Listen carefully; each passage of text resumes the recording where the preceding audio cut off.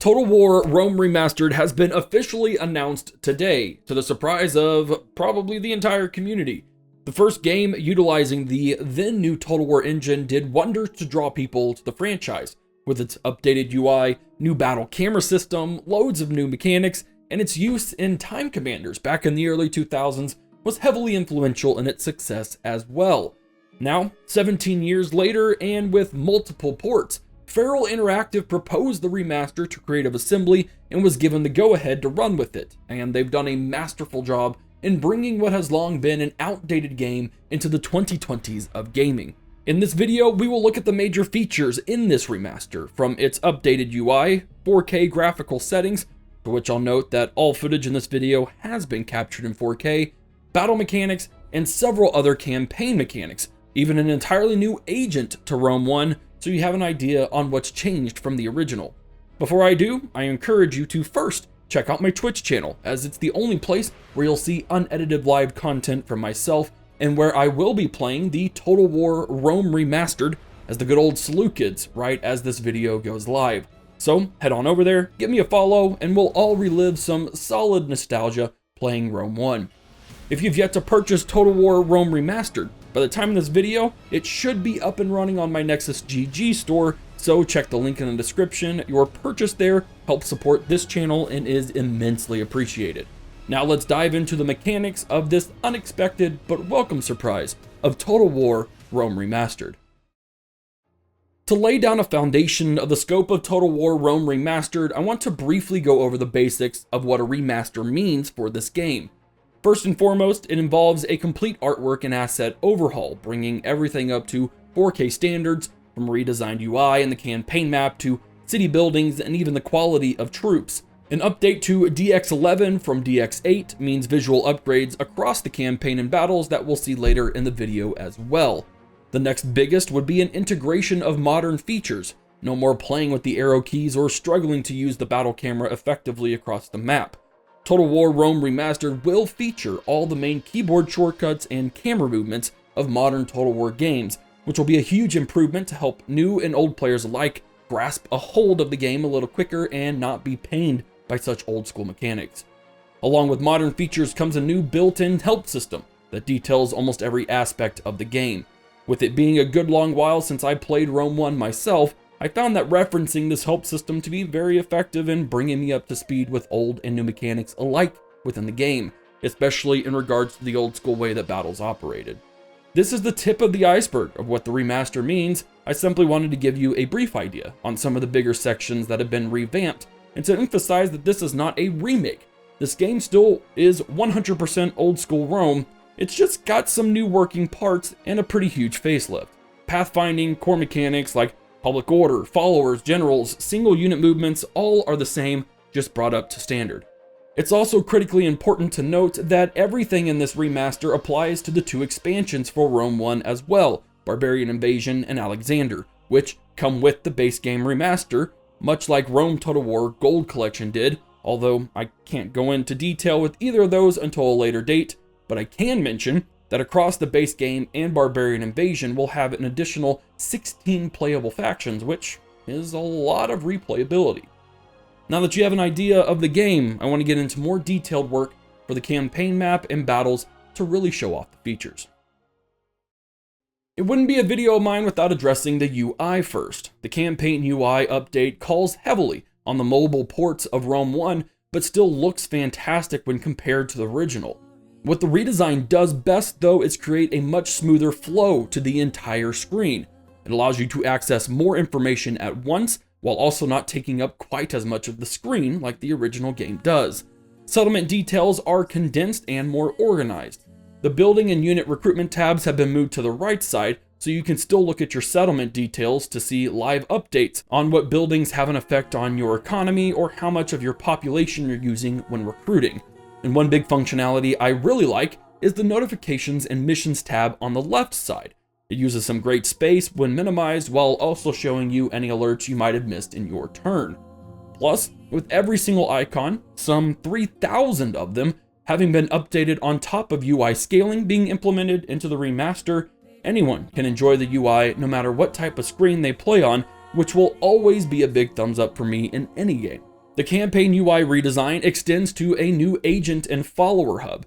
In the agent hub, you can select any of your current agents, which will give you an entire list of possible actions within your explored map, with their success chance and how many turns it would take to accomplish it. The move followers will be especially popular as it allows you to, quite obviously, move any followers from one character to another anywhere on the map without having to drag and drop them next to each other like you used to. You just simply click on the character, what followers you want transferred, and it'll tell you how many turns it will take to make that work. The entire faction summary screen sees much of the same facelift, providing you much more detailed, condensed information about relations, settlement stats, characters, Senate standings, etc., etc. Again, providing a smoother experience across the board when it comes to the empire management side of the remaster. Overall, this is one of the best aspects of the game. Completely new to Total War Rome Remastered is an actual campaign overview, which you can get to by either scrolling middle mouse wheel down like in modern Total War games, or by clicking on the scrolly eye icon in the top right. The campaign overview gives you a host of information for your campaign, detailing settlement sizes, faction ownership, resource availability, agent locations, and even specific choke points for more strategic maneuvers for your armies. It's another helpful tool that will be heavily used by both old and new players alike, I have no doubt. Another feature that received some much needed love and attention was diplomacy.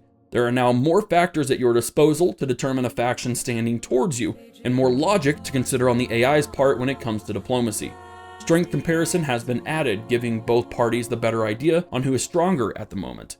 Your relationship factors greatly now, as in modern Total Wars, where the longer you have agreements like trade rights or alliances, the better dealings you will receive and the harsher penalties you will have when breaking them. That rolls right into the new reputation rating. A faction will be more willing to engage with a faction that has a higher reputation and is more trustworthy. All of this is designed to allow both parties to make more effective decisions when dealing with other factions. Along with diplomatic information is a new option, trade embargo. This allows you to halt trade with any faction you currently have that agreement with. While decreasing the relationship of that faction, I believe that it will harm your reputation, which gives you the opportunity to economically weaken a faction you plan on conquering long before you actually make the move. Completely new to Rome, but very familiar in Medieval 2, is a new agent, the Merchant. The Merchant acts pretty much exactly like the Merchant in Medieval 2, unlockable by upgrading your trade buildings with a maximum of 3 merchants per city. Merchants will have the ability to go into cities to create trade links to their hometown, useful for connecting distant regions, or they can go Med 2 style, monopolizing resources on the campaign map and even buy out other merchants to take over the more profitable ones. The last big benefit for merchant agents is that should you have a governor in a merchant's hometown, the agent's success may also trigger positive merchant traits and followers for that governor. As a player who loves Crusader Kings 3's tooltip and encyclopedia system, I am extremely grateful for the upgraded help system and detailed tooltips that have been included in this remaster. I've already mentioned the help system, but wanted to highlight it again in detail to show you just how much information is in it. Everything from your absolute basics on settlements, agents, armies, to moving things, to understanding your economy, what affects public order, how to use and counter specific troop types, and even some information on what the expansions change up. It's all in there and in a very understandable format. Aside from meta-style information like what buildings to build when, or the best army setups for every faction, this manual does a fantastic job explaining the ins and outs of the game. The tooltips are also great to have available in this game. Hovering over most items will give you a tooltip on any relevant information such as what buildings offer or the cost of troops, with an option to alt-click to bring up the wiki help system. Some items like resource nodes allowed you to hold alt down to see an expanded tooltip detailing more information that wouldn't be in the wiki. It's all a good deal towards crafting that easy to grasp experience and really making Rome 1 relevant to the current audience. Now though, we move on to the battle side of the remaster. The battle section will most likely be a bit shorter than the campaign side of this video, but it is in no way less significant, and of course, we'll briefly look over the UI differences. I'm not so terribly keen on this UI rework, but I am a huge fan of units being crammed into that typical UI box, And being rather picky, I don't enjoy the rounded edges of the unit cards, but it's not a terribly huge deal. The UI has been updated nicely, and it is much easier to distinguish troop types and their various modifiers, such as health, morale, and fatigue, while also showing their unique formations and abilities. While settlement layout and map pathing exist as they do in the original, buildings look pretty dang good in 4K, with some improvements and details and variations with more quality to add some fluff, like in back alleys or things of that nature, compared to the original versions. Units across the board have seen a very big improvement as well. In the original Rome 1, for instance, every Roman unit had the exact same face and the exact same skin color no matter what. The armor lighting and textures were actually painted on so that they looked the same in every environment. In the remaster, however, every unit has an updated 3D model and now has variations with multiple skin colors and multiple faces. Armor and textures are not painted on. They are now reflective based on their environments. But it gets even cooler. When it comes to replenishment and recruitment, the skin tone and facial features of a unit will reflect the region they are recruited or replenished. This means that a unit of Hastati, created in Italy but replenished in Egypt, will have a mixed unit of soldiers when you play battles, creating armies that will look vastly different as their campaigns progress. To me, that's an extremely cool feature that I do not believe we have in any other Total War game in the franchise. The last piece I want to talk about with visual improvements involves environmental effects like dust clouds, heat haze, and visual effects with improved sounds to go with them. The flame VFX are much better in the remaster, with burning buildings throwing sparks and the fire itself much more impressive. These environmental effects make night battles much more impressive as well than the original Barbarian Invasion.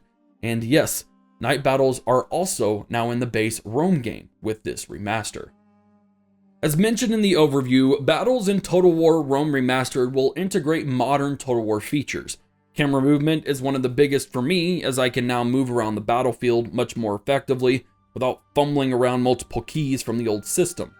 More than that though, several of the newer modifiers like selection markers, movement paths, range markers, even hiding foliage and unit banners are now available to be toggleable or even lockable via the right-hand selection tab.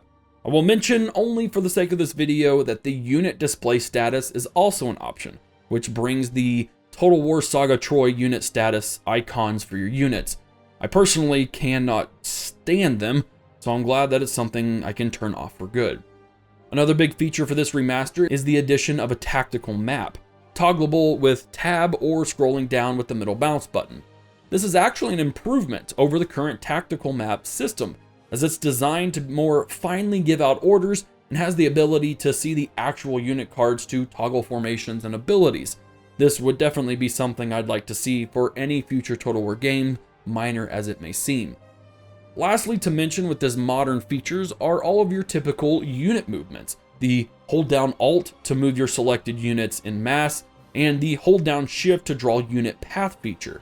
Rome 1's unit pathing skills are not quite up to par with the modern Total Wars, so it's a fair warning that drawing a unit path will not go quite as planned, but it's still an incredibly useful tool for managing any Total War battle, and the same applies to this remaster. These battle features go a very, very long way to making Rome 1 battles much more playable, and I know that newer Total War fans that may have not checked the game out before will be very thankful for these updates especially. I honestly couldn't think of a better title for this section, as miscellaneous just doesn't come off as important enough, so other very important information will have to do. This section is devoted to details like launch dates, buying information, etc, etc. Total War Rome Remastered will release on April 29th, so in just over a month from now. It will be available to purchase on the Steam platform, meaning that if you purchase it on my Nexus GG page, you will get a Steam key for the game from my store. Total War Rome Remastered will include the base game, Barbarian Invasion, and Alexander, all complete with all of the features I've gone over in this video. It will also release on Windows, Mac, and Linux, giving all players in the community the chance to play it on release. You can thank Feral Interactive for that. In fact, you should definitely comment your thanks in the comment section down below to show them some love. It's solely because of Feral Interactive that we are getting this remaster after all. Next comes the slightly confusing part. If you already own the original Rome Total War, you can upgrade to the Remastered Edition and buy it for 50% off only through Steam, not through Nexus GG. That's an important caveat to think about.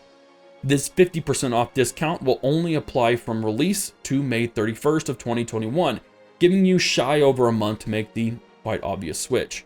Now, if you do not own Rome Total War, it's no longer available to buy, and you will obviously have to pay full price for the remastered version.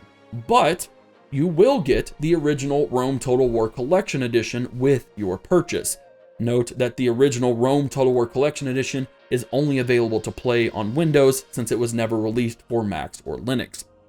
Two more decently big pieces of information. First, mods will be supported at launch in full through a new mod support feature, meaning something like the Lord of the Rings Third Age mod will be able to be crafted for the remastered version using all the new updated features mentioned, which is a really incredibly exciting prospect. Second, the remaster will have cross-platform multiplayer across Windows, Macs, and Linux. So you can play with whatever mad lad would choose to play any game on a Mac, although Linux, nah, you're okay. I believe that about covers mostly all of the features that are in Total War Rome Remastered.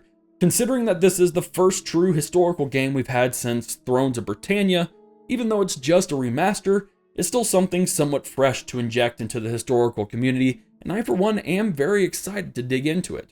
There are future embargoes where I can go into the expansions more, so look out for those in the possible future. As mentioned in the intro, I will be streaming the remaster on Twitch for a couple of hours, so head over there and give me a follow, as I'll play more when I'm able to with those future embargoes. Let me know what you think about the remaster so far in the comments section below. Give Feral Interactive a huge thank you for spearheading this project too. Thank you very much for watching this video. Be sure to subscribe to the channel for more strategy content. This is Havoc, and I will see you all in the next one.